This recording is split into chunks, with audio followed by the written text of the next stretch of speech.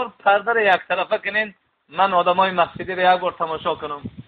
وقتی پرده را یک طرفه کردن رسول الله دید گفت لک الحمد یا رب، برای تو شکر ای الله که بعد از سر من امتان منم کسی سردار رو میگیرن و به نمازخانه میرود. برای تو شکر ای الله. وقتی که رسول الله با صحابه دیدن که الله اکبر کردن، اشاره کرد گفت محمد این روز دیگه قوی ندارد که با شما نماز بخواند. وقتی نماز بامداد خواندن تمام شدن، مادر عایشه میگه من آمدن عزرائیل احساس کردم که خانه من ده مهمان است.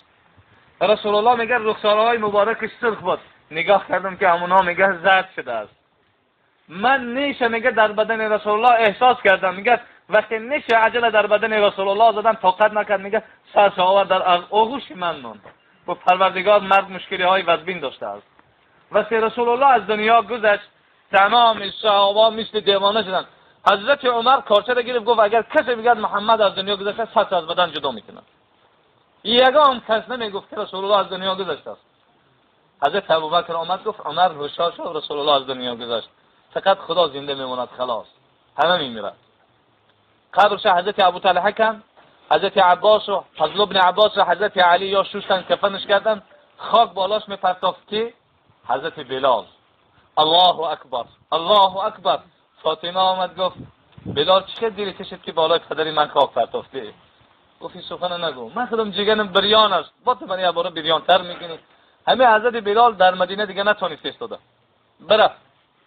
چند قبض رسول الله خواب پشت در آمد گفت این چی جفا و ظلمی است که بالای ما میکنی، یه بار ما رو خبر نمیگیری؟ حضرت بلال آمد سنش اذان بگو.